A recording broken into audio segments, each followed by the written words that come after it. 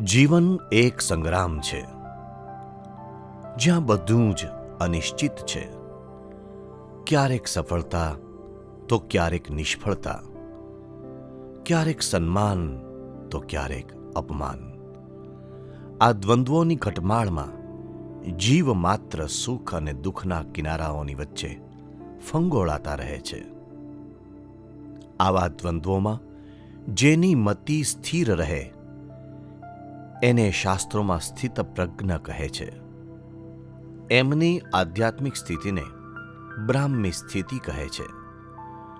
શાસ્ત્રો વાંચીએ ત્યારે આવી સ્થિતિના લક્ષણો જાણવા મળે છે, પરંતુ જ્યારે એવા લક્ષણોવાળા પુરુષ આપણી વચ્ચે રહ્યા હોય ત્યારે એમનું જીવન નિરખતા પ્રતીતિ થાય છે કે એષા બ્રાહ્મી સ્થિતિ. પરમ પૂજ્ય બ્રહ્મ સ્વરૂપ પ્રમુખ સ્વામી મહારાજની આવી બ્રાહ્મી સ્થિતિનો પરિચય ગુરુપદે આવ્યા પછીની તેઓની પ્રથમ વિદેશ યાત્રાએ જ થયો. આવો આ પ્રસંગને માણીએ આ ઘટનાના પ્રત્યક્ષ સાક્ષીઓના મુખેથી. બ્રહ્મ સ્વરૂપ યોગીજી મહારાજ 1971માં સ્વધામ પધાર્યા. ત્યાર પછી પ્રગટ બ્રહ્મ સ્વરૂપ પ્રમુખ સ્વામી મહારાજે ધર્મધુરા ધારણ કરી. ત્યારબાદ 1974માં પરમ પૂજ્ય પ્રમુખ સ્વામી મહારાજની વિદેશ યાત્રાનું આયોજન, પ્રથમ જ વિદેશ યાત્રાનું આયોજન એ થયું.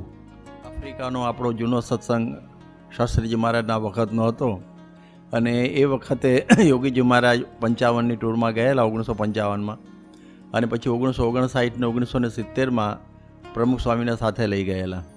એટલે બધાને પ્રમુખ સ્વામી મહારાજનો પરિચય તો હતો જ. એટલે બધાની ઈચ્છા હતી કે હવે પ્રમુખ સ્વામી મહારાજ હવે જ્યારે ગુરુ સ્થાન ઉપર આવ્યા છે તો હવે અહીં આગળ પધારે. 74ની સાલની અંદર આ કાર્યક્રમ હવે ગોઠવાતો હતો. જુદી જુદી જગ્યાએ સ્વામીશ્રીને વિદાય સમારંભો થયા. પછી પરમ પૂજ્ય સ્વામીશ્રી મુંબઈ પધાર્યા. પરમ પૂજ્ય પ્રમુખ સ્વામી મહારાજ 23મી જાન્યુઆરીએ એ દિવસે સાંજે પોદાર કોલેજમાં વિદાય સમારંભનું આયોજન કર્યું હતું. એ પ્રસંગે સ્વામી શ્રી ચિન્મયાનંદજી પધારવાના હતા. એટલે પરમ પૂજ્ય પ્રમુખ સ્વામી મહારાજે સૌને આદેશ આપેલો કે અમારા બંનેના આસન એક સરખા જ કરવાના, ઊંચું નીચું કરતા નહીં. એ આદેશ સ્વામીશ્રીએ ત્યાં આપેલો. અને એ સભામાં હરિભક્તો પરમ પૂજ્ય સ્વામીશ્રીને વિદાય આપી હતી. એ અધ્યક્ષ પદેથી ચિન્મયાનંદ સ્વામીએ પોતે પ્રવચનમાં વાત કરેલી કે આપણા દેશમાં એમ કે સાધુઓનો બહુ ભરાવો છે, એટલે એનો વિદેશમાં વિકાસ કરવામાં આવે છે, કે આપણા દેશમાં સંસ્કારોનો ઘણો ભરાવો છે, એટલે સંસ્કારને વિકાસ કરવામાં એનો નિકાસ કરવામાં આવે છે. એવું નથી, પરંતુ પરમ પૂજ્ય પ્રમુખ સ્વામી મહારાજ તો આપણા હિન્દુ ધર્મ, એના જે સંસ્કારો અને એની જે રીતિ, એનું ત્યાંના લોકોમાં પ્રવર્તન થાય એના માટે જ પધારે છે. 25મી તારીખે પરમ પૂજ્ય પ્રમુખ સ્વામી મહારાજ સવારે સ્નાનાદિ બાદ 8:30 વાગે પોતે દાદર મંદિરેથી નીકળ્યા અને એરપોર્ટ પર પહોંચ્યા. અને એરપોર્ટ પર હજારોની સંખ્યામાં ભક્તો એ સ્વામીશ્રીને વિદાય દેવા માટે આવ્યા હતા. એટલે ત્યાં સોફા ઉપર સ્વામીશ્રી બિરાજ્યા અને સભા થઈ હતી. એમાં પ્રવચનો પણ થયા હતા. અને ત્યાર પછી સ્વામીશ્રી પ્લેનમાં બિરાજવા માટે પધાર્યા. અને એ રીતે સ્વામીશ્રી ત્યાં બિરાજ્યા અને 10:15 એટલે કે 10:15 વાગે પ્લેન અહીં મુંબઈથી ઉપડ્યું. નૈરોબી ભારતના ટાઈમે કરતાં ત્યાંનો ટાઈમમાં ફેરો હોય, એટલે ત્યાંના 1:22 એટલે બપોરે 1:22 નૈરોબીમાં પ્લેન ઉતર્યું. એ વખતે જ્યારે પ્લેન ઉતર્યું ત્યારે સૌને ખૂબ જ આનંદ હતો કે ત્યાં સૌને હરિભક્તોને મળીશું અને આનંદ આવશે. અને હરિભક્તોનો ખૂબ ઉત્સાહ હતો. આખા મંદિરને શણગાર, જબરજસ્ત શણગાર પણ બધાએ કરેલો. અને બધા ત્યારે બધા પાસે સગવડતા નહોતી, પરંતુ બધાનો ઉત્સાહ બહુ હતો અને બધાને એમ હતું કે પછી બાપા પધારે છે તો આપણે શું કરવું જોઈએ, અને એવી રીતે બધી તૈયારી કમ્પ્લીટલી કરેલી. બધા એરપોર્ટે એમને સ્વાગત કરવા માટે થઈને 50% હરિભક્તો ત્યાં ગયેલા અને બાકીના બધા હરિભક્તો અહીંયા સ્વાગત કરવા માટે થઈને અહીંયા રહેલા મંદિરની અંદર. તો ત્યાં અમે બધા ગયા તો હું પણ એમાં સાથે હતો. અમારે બધા એટલો બધો ઉત્સાહ, અમે તો ઉપર ચડીને જોઈએ. પ્લેન આવ્યું, ઉતર્યું, બધા પેસેન્જર બધા ઉતર્યા. અમે તો રાહ જોતા હતા કે હવે સાંઈ બાપા પધારશે, સાંઈ બાપા પધારશે. સત્સંગ સમાજને આનંદ હતો ગુરુ હરિના વિશ્વવ્યાપી યશને વધાવવાનો. સહયાત્રીઓને ઉમંગ હતો દરિયા પારના સત્સંગને નિહાળવાનો. આફ્રિકાના ભક્તોને ઉત્સાહ હતો ગુરુ હરિને ધામધૂમથી સત્કારવાનો. અને સ્વામી શ્રીની ભાવના હતી ભક્તોના સત્સંગનું પોષણ કરવાની. પરંતુ વિમાને આફ્રિકાની ધરતીનો સ્પર્શ કર્યો ત્યાં જ એક અણધારી ઘટના બની. પ્લેન આવ્યું, ફર્સ્ટ ક્લાસનું આગળનું બારણું ખુલ્યું, પાછળનું બારણું ખુલ્યું, પાછળથી બધા પેસેન્જરો ઉતરવા માંડ્યા, પણ આગલા બારણામાંથી કોઈ પણ જાતની મૂવમેન્ટ દેખાઈ નહીં. કોઈ સંતોના ભગવા રસ્ત્ર પણ દેખાયા નહીં. અને હું ત્યાં ઊભો જોતો હતો એટલામાં બધા પેસેન્જરો પાછળથી ઉતરી ગયા. અને તે જ વખતે એર ઇન્ડિયાના assistant airport manager mister Peter જરોગે આવ્યા અને એમણે મને કહ્યું એમને ઉતરવાની મનાઈ ફરમાવી છે. એટલે મેં તરત ભાસ્કરભાઈને અને ઠાકોરભાઈને કહ્યું અને પછી હું દોડ્યો. હું આગલા દાદરેથી પ્લેનમાં ચડ્યો અને દંડવત કર્યા. બાપા પહેલી સીટમાં, આઇલ સીટમાં જમણી બાજુ બેઠા હતા અને એમની ડાબી બાજુ વિન્ડો સાઈડે ઠાકોરજી હતા. મેં દંડવત કર્યા. પરંતુ પછી સ્વામી એમને કહ્યું કે તમે બધા આગળ ઉતરી જાઓ. ત્યારે એમને એમ થયું કે વર વગરની જાન શું કામની, પણ સ્વામી કહે ના જાઓ. પછી 6 સંતો અને 3 યુવકોના નામ લખાવ્યા અને બાકીના 5 સંતો પાછા જાય સ્વામીશ્રીની સાથે અને આ બધા ઉતરી જાય એવું નક્કી થયું. પછી ખબર પડી કે કોઈને ઉતારવાનું નથી. એટલે આખી પ્રમુખ સ્વામિનારાયણ પાર્ટી, એટલે ફર્સ્ટ ક્લાસમાં જેટલા બેઠા હતા 14 જણા સંતો અને બીજા, એને કોઈને ઉતારવાનું નહોતું. એટલે સૌ આશ્ચર્ય પામ્યા કે આવું કેમ થયું. અને આવા સમાચાર બહાર જે હરિભક્તો નહેરુ બીચના આજુબાજુના બધા સેન્ટરોના હરિભક્તો જે સ્વામીશ્રીનું સ્વાગત માટે આવેલા એ બધાને પણ ખબર પડી. એટલે એમાં પણ મોટેરા હરિભક્તોએ આ જે ઓર્ડર એને કેન્સલ કરાવવા માટે મોટા મોટા જે ઓફિસરો હોય એને મળવા માટે ખૂબ પ્રયત્ન કર્યો. મહેન્દ્ર કાકા અને ભાસ્કર કાકા 2 જણા તરત જ ઇમિડિયેટલી ત્યાંથી નીકળ્યા અને પ્રયત્ન કર્યા. અહીંયા પણ એરપોર્ટમાંથી અમે બધા હતા, અમે પણ બધા પ્રયત્ન કર્યા, પરંતુ ત્યાં તો પ્લેનનો ઉપડવાનો ટાઈમ થયો. અમને સમાચાર મળ્યા કે આવું કંઈક પ્રોબ્લેમ છે. એટલે બધા હરિભક્તો એટલા બધા નર્વસ થઈ ગયા, બધા રડવાનું ચાલુ કરી દીધું. અને બધાને એટલી બધી લાગણી કહો માય ગોડ આ શું થયું આખું. અને હરિભક્તો આપણા બહાર તોરાન બધું લઈને ઠીક એરપોર્ટ સુધી, અંદર ઠીક ઓપનિંગ એરપોર્ટ સુધી પહોંચી ગયેલા, અંદર પ્લેન સુધી. અને વિનયકાંતભાઈ કરીને હતા એના હરિભક્ત, એ પણ અંદર જઈને બાપાને મળી આવ્યા. ખૂબ દુઃખ થયું. જ્યારે મંદિરે આવ્યો ત્યારે ખબર પડી કે 2-3 માણસો બેભાન થઈ ગયા હતા. બધાના મોઢા ઉપર ખૂબ ઉદાસી હતી, બધા બેચેન હતા. અને એકદમ એમ થયું કે આઘાત જેવું બધાને લાગ્યું, કારણ કે એમ થાય કે આ શું બન્યું એમ. અને એ અહીં પ્લેનમાં પણ બીજા બધા સંતો એ પણ ચિંતા કરતા હતા. અને એ વખતે પછી સ્વામિનારાયણ એ પ્રકારની ધૂન પણ એ વખતે ચાલી. આવી રીતે સૌને એમ હતું કે બહાર હરિભક્તો પ્રયત્ન કરે છે એટલે ઓર્ડર આવશે એમ 1 કલાક ગયો, 2 કલાક ગયા, પરંતુ પરમ પૂજ્ય પ્રમુખ સ્વામી મહારાજ તો શાંતિથી માળા ફેરવતા હતા. એષા બ્રાહ્મી સ્થિતિઃ સંતો ગુણાતીતશ્ચ મોક્ષદઃ શ્રોત્રિયશ્ચ સ્થિત પ્રજ્ઞ એષ મે પ્રમુખો ગુરુઃ. અને પછી તો નવા પેસેન્જરો એ ભારત જવા માટે બેસવા લાગ્યા. અને પ્લેન ઉપડે ત્યાં સુધી પણ બધા સંતોને તો એવી પ્રકારની ઈચ્છા હતી કે કંઈ ને કંઈ ઓર્ડર આવશે અને આપણે નીચે ઉતરી જઈશું. પણ 4:15 વાગે જ્યારે પ્લેન ઉપડવાની તૈયારી થઈ ત્યાં સુધી પણ આવો કોઈ ઓર્ડર એ મળ્યો નહીં. સાંજે લગભગ 4-4:30 વાગે મુંબઈ અમે લોકો હતા ત્યાં નેરોબીથી ફોન આવ્યો કે બાપાને અહીંયા આગળ નેરોબીની અંદર સરકારે ઉતરવા દીધા નથી અને બાપા તો પ્લેનની અંદર એ જ પ્લેનમાં પાછા મુંબઈ પધારે છે. એટલે બધાને સખત આઘાત લાગ્યો અને બધાને થયું કે આ શું થયું, એકદમ આવું ક્યારેય બને નહીં અને આ કેમ બન્યું. બધા એકદમ ચિંતામાં પડી ગયા. એકદમ આમ ભયંકર શોક લાગ્યો. અમે પ્લેનની બારીમાંથી આમ જોતા હતા તો એરપોર્ટ ઉપર બધા હજારો હરિભક્તો બધા ખાસ લેવા માટે આવેલા. હવે એકદમ અમે તો બધા મૂંઝાઈ ગયા કે શું થશે આ બધું. પણ પ્રમુખ સ્વામી મહારાજ સ્થિર હતા. મારી પરિસ્થિતિ હું ઘણીવાર વર્ણન કરું છું કે જેમ કંઈ ખોરું દિવેલ પીધું હોય અને ઉતરેલી કઢી પીધી હોય અને જેવું મોડું થઈ જાય એવું થઈ ગયેલું.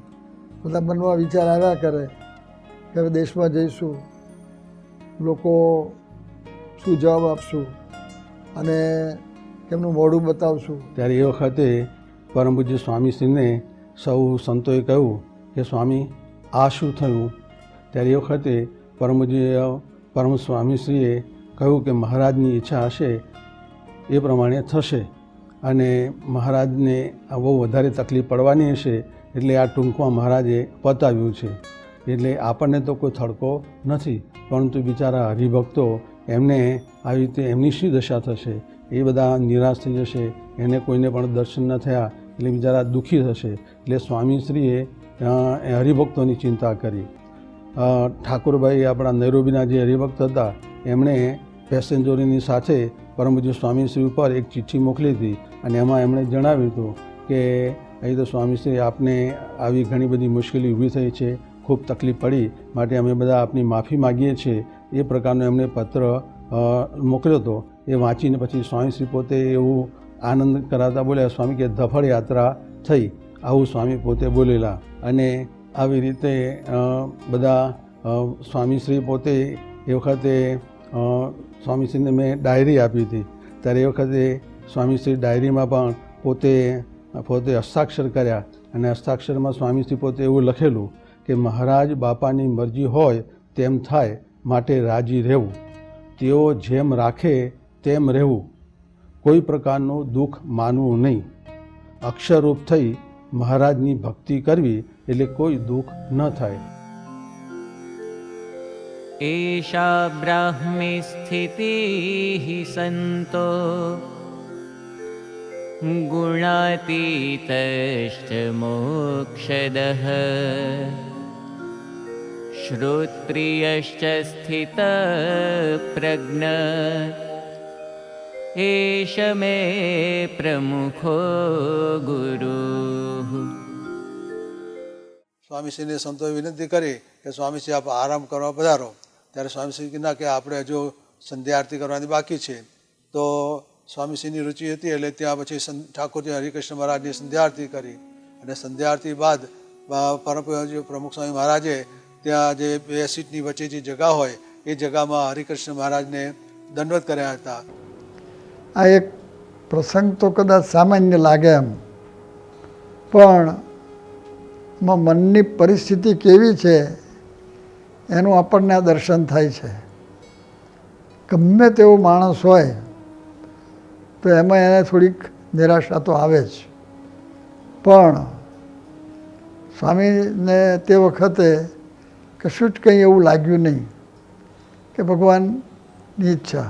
તો આ તો અપમાનમાં ભયંકર અપમાન કહેવાય. કારણ કે આગલે દિવસે મુંબઈની પોદાર કોલેજમાં ભવ્ય વિદાય સમારંભ થયેલો અને એની અંદર આવી રીતે પાછા આવવાનું થયું. પણ એ અપમાનની અંદર પ્રમુખ સ્વામી મહારાજ એમને લેશ માત્ર કંઈ લાગ્યું નથી. અને ત્યાર પછી પ્રમુખ સ્વામી મહારાજ ત્યાં પ્લેનમાં આરામ કર્યો અને સ્વામીશ્રી ત્યાં થોડો સમય આમ આડા પડ્યા કે થોડી વારમાં જ સ્વામીશ્રી તો ઘસઘસાટ પડી ગયા હતા. સ્વામીશ્રીનો આ પ્રકારનો એક મોટું હળહળ અપમાન જેવું કહેવાય કે પાછા જવાનું થતું, પણ છતાં આવી પરિસ્થિતિમાં પણ સ્વામીશ્રી નિશ્ચિંત હતા અને એક ક્ષણમાં પોતે સૂઈ ગયા. બીજાને તો ઊંઘ ઉડી જાય, જ્યારે સ્વામીશ્રી નિશ્ચિંત પડે તરત જ પડી ગયેલા. મુંબઈ આવતા 1 વાગે રાત્રે ઉઠ્યા અને 1:15 વાગે મુંબઈ ઉતર્યા અને પછી સ્વામી ત્યાંથી પછી રિઝર્વ રૂમની અંદર કલાક બેઠા અને 2:45 વાગે અને આ સ્વામી ત્યાં આવી ગયા દાદર મંદિરે. સંતોને 5 મિનિટ વાતોય કરી, આનંદ કરાવ્યો, બધાને દુઃખ ટાળી નાખ્યું. પણ જ્યારે બાપા પોતે પધાર્યા એરપોર્ટથી, ત્યારે એકદમ પોતે આમ જે એમની હંમેશની જ્ઞાન ગંભીરતા અને શાંત જે એમનું આખું એક સ્વરૂપ, એના દર્શન થયા.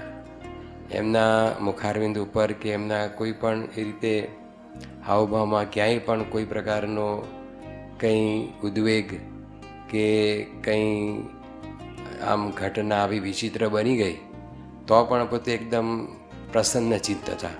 કે અમારી સાથે ઠાકોરજી હતા અને એ ઠાકોરજીમાં એવું હતું કે એ સમયની અંદર હવે અમારા મનમાં એમ કંઈથી 10:10 પહોંચી જઈએ છીએ ને ત્યાં બપોરે 1 વાગે તો પહોંચી જવાના જમવા ટાણે. શાંતુભાઈ એરોડ્રોમમાં બધું ફ્રૂટ ને દૂધ ને પાણી ને બધું લઈને આવવાના હતા, એટલે માનીને અમે કશું ભેગું રાખેલું નહીં. કોઈ પાણીનો જગ્યો નહોતો અને કંઈ ખાવાનું પીવાનું કશું ભેગું રાખેલું નહીં.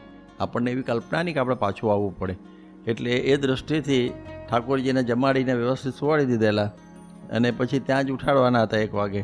એટલે એવી રીતની યોજના હતી, પણ એ તો થયું નહીં. એટલે અહીં સ્વામી આવ્યા એટલે એમના મનમાં બહુ જ દુઃખ હતું કે ઠાકોરજીનું આપણે અપરાધ થઈ ગયો. અને દંડવત કર્યા પછી સ્વામીએ મને કહ્યું કે ઘનશ્યામ, ઠાકોરજીને આખો દી થાળ થયો નથી, તો ઠાકોરજીને મગજ, પૂરી, શીરો અને સૂકી ભાજી એકાદું શાક કરીને એ ઠાકોરજીને થાળ તૈયાર કર. નીચે સંતો સાથે થોડીક વાર બેઠા અને પછી સ્વામી રૂમે આવ્યા. ત્યારે સ્વામી કીધું, પ્રગટ તને લઈ ગયા નહીં એટલે અમારે પાછું આવવાનું થયું. સ્વામી આવી રીતે મારી સાથે ગમત કરી. આટલું બધું થયું તો એ સ્વામીને એકદમ હળવાશ, શાંતિ અને એકદમ એ સીધું મનમાં એમને થયું નહોતું કે આપણે પાછા આવ્યા છે, કે એવું કાંઈ હતું જ નહીં. અને ત્યાર પછી સ્વામી ઉઠ્યા અને પછી નાહી ધોઈને 6 વાગે તો 5 વાગે તો 6 વાગે નીચે હોલમાં પૂજા પણ કરી લીધી. એટલે બાપા જેવા સવારે સ્નાન કરીને પધાર્યા નીચે હોલની અંદર અને ત્યાં ઠાકોરજીના દર્શન કર્યા. અને તે વખતે બાપાએ રોજ તો આપણે લગભગ 5 કે 6 દંડવત કરે, પરંતુ તે વખતે એક સાથે લગભગ 20-25 દંડવત બાપાએ ત્યાં આગળ એકદમ ઠાકોરજીને કર્યા. ત્યારે બધાએ પૂછ્યું, બાપા કેમ આટલા બધા દંડવત આપે કર્યા? તો બાપા કે કાલે આ રીતે ઠાકોરજીની આપણે સેવા ન થઈ અને આ રીતે ભૂલ થઈ ગઈ છે, તો માફી માટે આપણે આ રીતે દંડવત કરીએ છીએ. સવારે પ્રાતઃ પૂજા બાદ જ્યારે સ્વામીશ્રીએ આશીર્વાદ આપ્યા ત્યારે આનંદની એવી છોડો ઉડાડી કે સૌ બ્રહ્માનંદમાં રસ તરબોળ થઈ ગયા. અપમાન અને નિષ્ફળતાનું દુઃખ ભૂલાઈ જ ગયું. આખી સભા જાણે અક્ષરધામની સભા બની ગઈ. ત્યારે બધાને પ્રતીતિ થઈ, એષા બ્રાહ્મી સ્થિતિ. અને કથા વાર્તાની અંદર પણ બાપાએ એટલી બધી હળવાશથી બધી વાતો કરી કે જાણે કંઈ બન્યું જ નથી. અને જે કંઈ થયું છે મહારાજની ઈચ્છાથી થયું છે અને સારા માટે થયું છે. હા પંખો એનો કેમ આ દર્શન તમારા બધાને થાય એનો આનંદ, બીજો આપણે શું આનંદ? આપણે બીજો શેનો આનંદ છે? આપણે કે બીજો આનંદ છે? ભગવાન મળ્યા, સંત મળ્યા, શાસ્ત્રી મહારાજ મળ્યા, યોગી મહારાજ મળ્યા, બધા આનંદ આપણો તો. એનો આનંદ છે, એનો આનંદ એ જ છે, બીજું શું થાય? તો બધું થશે, બધું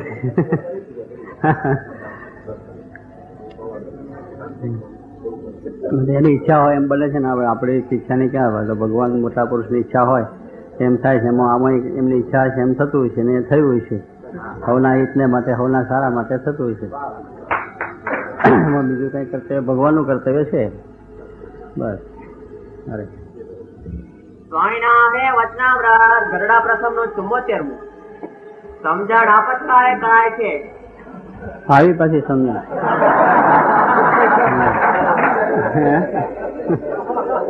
કાઢી બધું લો. આપતકાલે સમજણ કરાય છે બધા એમ છે. આગો બસ થઈ જાય, વાત સાચી છે એમાં.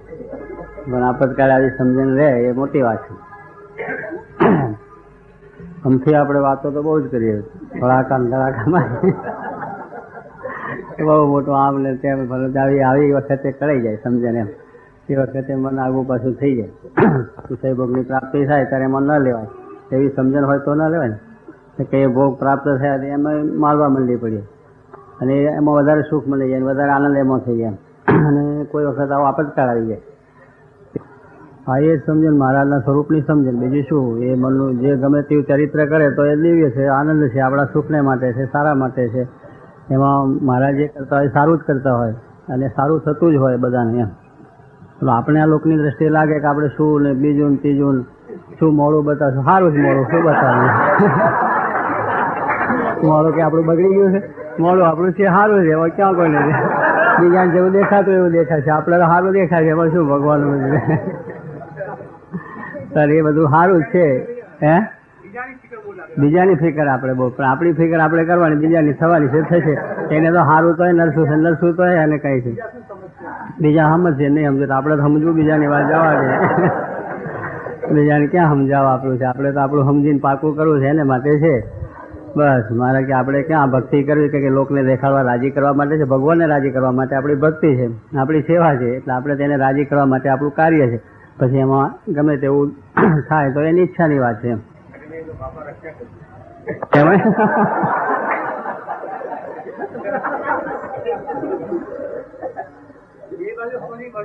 હા ભાઈ, એ જ કથું છે ને, કરતા ને હરતા બે સમજવું.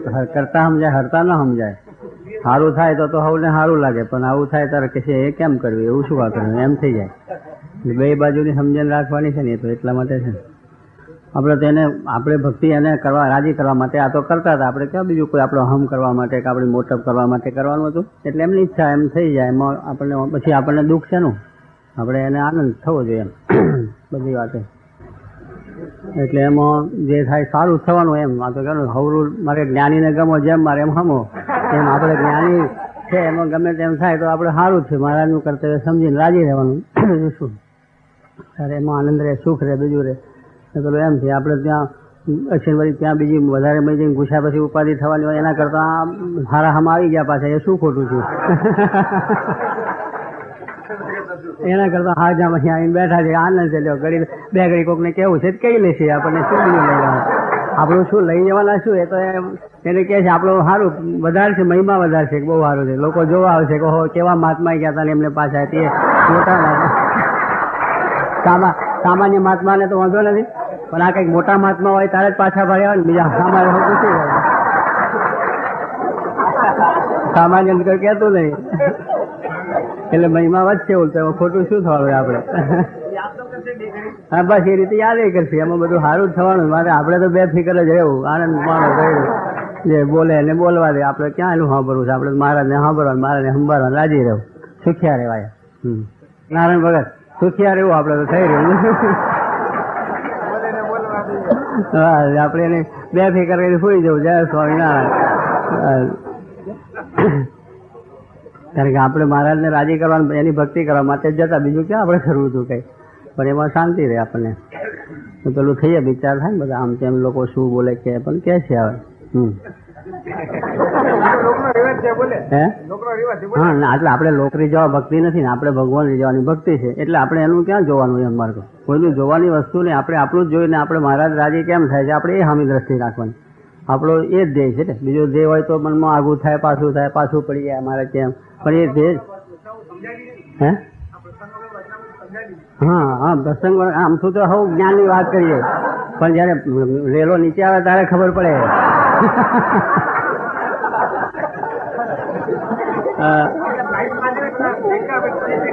હા બસ પછી પ્રેક્ટિકલ થયું આપણે.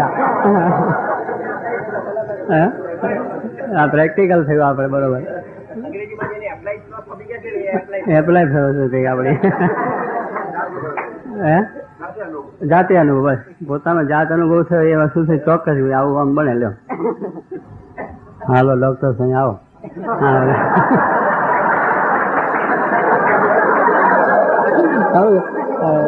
હવે સુખી આવે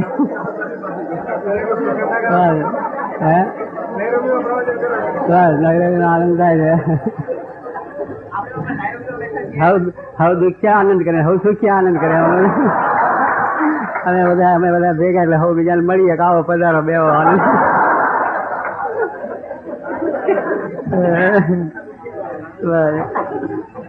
જેને રામબાણ વાગ્યા એ જાણે મારા એવું છે. આપણે જેને વીતી હોય ને વીતી એને ખબર પડે. આ તો આપણે આનંદ કરી લેવો. કે આ એક પ્રસંગ એવો હતો કે જેની અંદર ગમે તેવો જ્ઞાની હોય, ગમે તેવી સાધુતા હોય, ગમે તેવા એવા ગુણ ને બધું હોય, પરંતુ આમાં એકદમ માણસ જે છે તે નંખાઈ જાય, એનું મોઢું વીલું પડી જાય, એના અંતરમાં દુઃખ છવાઈ જાય અને કેટલાય દિવસ સુધી એ ગ્લાની નીકળે જ નહીં. પણ બાપાના જીવનમાં, બાપાના હૃદયમાં, બાપાના મુખ ઉપર, એમના હાવભાવમાં ક્યાંય લેશ પણ ગ્લાની નહીં, દુઃખ નહીં, ઉદ્વેગ નહીં, અને જાણે કંઈ બન્યું જ નથી એટલા પ્રેમથી પોતે પછી બધી ક્રિયામાં જોડાઈ ગયા. હવે જ્યાં સુધી એનું નિરાકરણ ન થાય ત્યાં સુધી પાછું જવાય એવું નહોતું. એટલે બધાની એવી ઈચ્છા હતી હરિભક્તોની કે આપે મુંબઈમાં જ રહેવું. પણ સ્વામી કે હવે આ તો ક્યારે બધું નક્કી થાય, તો હવે આપણે સમયો આવે છે તો આપણે સમયા ઉપર ત્યાં જઈએ કે ફાગણ સુદ પૂનમનો, એટલે આપણે સારંગપુર તરફ જઈએ. એટલે સ્વામી તો તૈયાર થઈ જ ગયા. અને એ વખતે સ્વામી કે વચ્ચે બધા મંદિરો આવે છે, દર્શન કરતાં કરતાં જઈએ. હવે અમને એમ થયું કે આપણે આવી રીતે પાછા આવ્યા છીએ તો એ લોકો કેવી રીતનું વર્તન કરશે, કેવું બોલશે. પણ સ્વામી કહે ના, આપણે તો દર્શન કરવા જવું છે એટલે જવું જ છે. અને સ્વામી ત્યાં પધાર્યા. અને એ રીતે જ પણ થયું કે લોકો સ્વામીએ મુખોમુખ નહીં પણ ઘૂસપૂસ એવી થતી હતી મંદિરોમાં કે જો પેલા મોટા ઉપાડે ગયેલા આફ્રિકા, જો લેલા તોરણે પાછા આવ્યા ને, એવી વાતો બધી અમે કોઈકના દ્વારા સાંભળી. પણ સ્વામીના મોઢા ઉપર તો કંઈ એવો ફરક પડેલો જ નહીં. એમને તો બધા દર્શન થયા, એનો જ આનંદ હતો. એટલે જો આના ઉપરથી આપણને એમની ગુણાતીત સ્થિતિનો ખ્યાલ આવે. ને તો બીજો કોઈ હોય તો એક બાજુ બેસી જ રહે અને કોઈ જગ્યાએ જાય જ નહીં. અને પછી જ્યારે નક્કી થાય ત્યારે કે અહીંથી સીધા આપણે આફ્રિકા જઈશું. પણ સ્વામી બધી જ જગ્યાએ એ ગયા અને ખૂબ જ પ્રફુલ્લિત હતા. એટલે ગુણાતીત સૌચ્યતે કહે છે ગીતામાં કે આનું નામ કહેવાય આ ગુણાતીત અવસ્થા. અને 64 દિવસ આ બધી કાર્યવાહીની અંદર થયા. અને ત્યાર પછી 64 દિવસ બાદ બધું નક્કી જ થઈ ગયું કે હવે જવાનું છે. એટલે હરિજયંતિ ઉપર ત્યાં પહોંચવું, એટલે ત્યાં સમયો નૈરોબીમાં આપણે કરવો. અને એ રીતે બધી ગોઠવણી ત્યાં થઈ ગઈ. અને એ રીતે સ્વામી પાછા ફરીથી નક્કી કર્યું કે હવે આપણે પાછું ત્યાં જવું. અને ત્યાર પછી નૈરોબીમાંથી જઈને આગળ વિચરણ કરતાં કરતાં જ્યારે અમે મોમ્બાસા આવ્યા ત્યારે ત્યાંના સ્ટેટ હાઉસમાં કેન્યાના પ્રેસિડન્ટ જોમો કેન્યાટાના ત્યાં પધરામણી થયેલી. અને એ સમયની અંદર સ્વામીશ્રી ને પછી જોમો કેન્યાટાએ બહુ જ વાત કરી કે ભાઈ અમારી કંઈક રાજકીય ભૂલ થઈ હશે અને એને લઈને આ બધું તમને જરા તકલીફ પડી, પણ હવે જ્યારે આપ આવો ત્યારે કેન્યાના દરવાજા આપણા માટે હંમેશા ખુલ્લા જ છે, એવી એમણે વાત કરી. અને જોમો કેન્યાટાને પણ ત્યાં સ્ટેટ હાઉસ મોમ્બાસામાં મળેલા. અને ત્યારે જોમો કેન્યાટાએ કહ્યું હતું પ્રેસિડેન્ટ કેન્યાના તે વખતના કે હવે સ્વામીજી તમારે માટે આ દેશ હંમેશા ખુલ્લો છે, તમે ગમે ત્યારે આવી શકો છો. અમારા બધાના ફોટો જોશો તો મોઢા પ્રફુલ્લિત થઈ ગયેલા. હવે અમે જુઓ કે જ્યારે એમને ત્યાં ઉતરવા ના દીધા ત્યારે અમારા મોઢા જેમ લોટની કોથળીમાંથી લોટ કાઢી લીધો હોય, કોથળી જેમ ઢીલી ઢપ થઈ જાય ને એવી પ્રકારના થઈ ગયેલા. પણ સ્વામીનું મોઢું એ વખત પણ એવું જ હતું, કોઈ પણ પ્રકારનું દુઃખ નહોતું. અને અહીંયા આગળ એમને કહ્યું કે જાઓ તમે પધારજો જ્યારે આવવું હોય ત્યારે. તો પણ એનું એ જ એ નજરો નજર પ્રમુખ સ્વામી મહારાજના આ પ્રસંગમાં આપણે બરાબર જોયું. એટલે આવા પ્રસંગના દ્વારા આપણને એ બધું જાણવા મળ્યું કે ગીતામાં સ્થિતપ્રજ્ઞની જે સ્થિતિ કહેલી છે એ સ્થિતપ્રજ્ઞ કોને કહેવાય. અને ભગવાનની મરજીની અંદર રાજી રહેવું એ બોલીએ તો છીએ, પણ કેવી રીતે રાજી રહેવું એ દાખલો આપણને આ પ્રસંગથી પ્રાપ્ત થયો. एषा ब्राह्मी स्थितिः सन्तो गुणातीतश्च मोक्षदः श्रोत्रियश्च स्थितप्रज्ञ एष मे प्रमुखो गुरुः. एषा ब्राह्मी स्थितिः सन्तो गुणातीतश्च मोक्षदः श्रोत्रियश्च स्थितप्रज्ञ एष मे प्रमुखो गुरुः. परमैकान्तिकश्चैष एष श्रीहरिधारकः. परमैकान्तिकश्चैष एष श्रीहरिधारकः. एष ब्रह्मस्वरूपोऽस्ति सैष मे प्रमुखो गुरुः. एष ब्रह्मस्वरूपोऽस्ति सैष मे प्रमुखो गुरुः. सैष मे प्रमुखो गुरुः. सैष मे प्रमुखो गुरुः.